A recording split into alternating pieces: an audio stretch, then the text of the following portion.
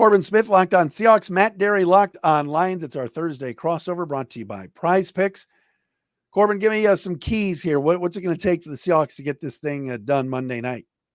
Well, the first key, look, I don't want to, go for the low hanging fruit here, but you better have some people chipping on Aiden Hutchinson. That is the number one thing, especially with Marcus Davenport being out. This feels like a game where if the Seahawks can find a way to at least somewhat contain Hutchinson, he's going to make his plays, but can you find a way to get a tight end chipping, running back chipping, both of them chipping, max protect, give Geno Smith enough time that he can get the ball to his receivers. This will be the best trio of receivers that the Lions have faced this year. So they're going to have to deal with DK, who is having a career year. Jack Smith and Jigba had 100-plus yards, 12 catches a couple weeks ago. Tyler Lockett is still Tyler Lockett. Maybe not the prime Tyler Lockett, but still a very good player. Noah Fant had 6 catches for 60 yards last week. But Seattle's got weapons after an offense. It's going to matter if Aiden Hutchinson's getting in the backfield every single play. So they've got to be able to do that. And I think getting the run game going also was a way to slow him down a little bit. Seattle actually has had over 100 rushing yards in 2 of the last 3 games, despite a lot of issues with their offensive line. If they have Ken Walker, the third back, to go with Zach Charbonnet, thunder and lightning combination, that can take some pressure off of that pass rush on Geno Smith too. Maybe open up some play action, which they haven't ran a lot this year. And then on the defensive side of the football, to me, it all boils down to turnovers. And I know that may seem elementary, but what has been one of the big difference makers the last 2 times these teams have met? 2 years ago, Reek Woolen, pick 6 on Jared Goff. Last year, Trey Brown, pick 6. Those immediate plays, and I'm not saying they need another pick 6, but they've got to find a way to fluster Jared Goff, get him uncomfortable, force him to be Vanilla Vic. I think Mike McDonald would love that if they get him moving around some, and force him into some rough decisions. He has made some peculiar decisions with the football early this season at times for a veteran quarterback. Can you speed up that clock for him a little bit?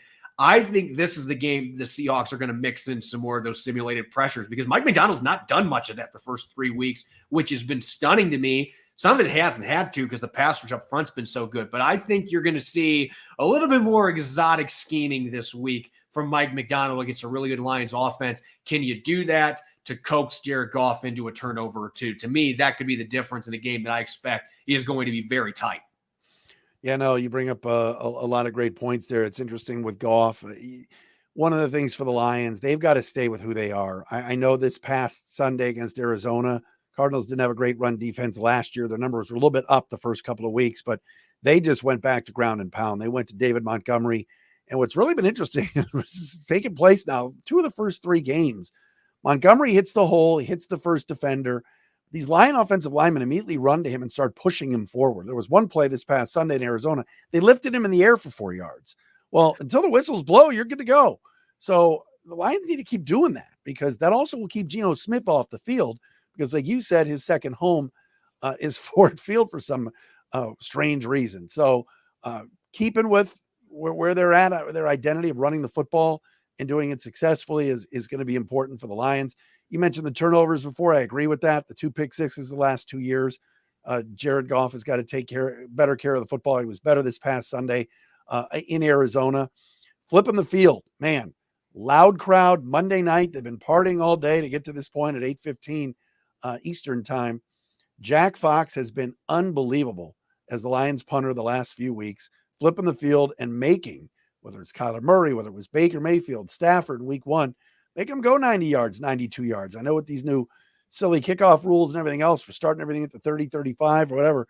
But how about a long field for Geno as opposed to last year, where a couple times, like with the turnovers and even 2 years ago, he had some short fields. And the final thing is getting some pressure on him. I mean, my goodness, he picked the Lions apart. You mentioned the Seahawks weapons. DK's been there now a while. Same with Tyler Lockett. Get some pressure on him. He cannot get comfortable there early.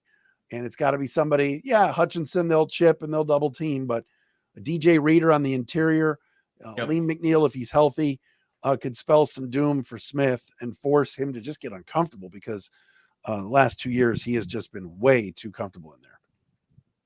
Yeah, let's get to the predictions, shall we? And you, I'm assuming, do the same way I do. I don't give score predictions on Thursday, but I look at the spread, thanks to our friends over at FanDuel. And the Lions being at home, they get some home cooking from the odds makers. The Seahawks have the better record coming in. But again, there's a lot of people, and I get it to an extent. Who have you beaten to this point? Yeah. This is that litmus test for the Seahawks, but the Lions are still favored at home on Monday Night Football. Do you expect to see them cover in this game or not? You said the number, as you and I are talking right now, is what? I believe it's 4.5. It's going to be close. I think the Lion fans, Corbin, are ready for, I'm not saying a blowout, but they're ready to see the Lions of old. I mean, even last Sunday against Arizona, they should have won that game going away, and they didn't. They won by 7. They were the better team. The Rams win, needed overtime. The Tampa game came down to the end. I think they're hoping that, hey, look, Seattle's 3-0 and playing well and well coached and well drilled. But it's time for the Lions to do what people thought they were going to do at the start of the year, and that is play championship caliber and NFC championship and Super Bowl caliber offense and really flex and get St. Brown going, get J-Mo going, Laporta, and put up a lot of points, but not have to win 48-45 or whatever. So, yeah, I like the Lions in this game. To cover the 4.5 is going to be tough because I do think for some reason Geno has a good feel there. And if Ragnow doesn't play, that does change things. Well, that'll likely come down to game time. But sure, I'll say the Lions will cover and win. I mean, Seattle, you guys have faced Jacoby Brissett, Bo Nix, heck, Ross Jackson should have quarterbacked the Miami Dolphins. That's an inside bit.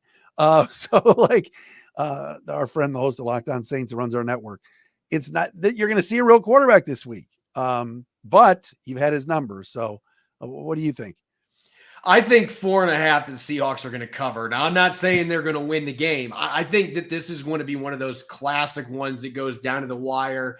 And I'm going to go as far as saying whoever has the ball last is going to win this game. I don't think it's going to be the track meet we've seen the last 2 years. Mike McDonald will have an aneurysm if that happens. Like, Mike McDonald is not going to allow his defense to give up 40-plus points. Like, I'm not expecting that kind of a game. But I think late, whoever's got the ball last, I expect it's going to be tied or it's going to be within 3 points.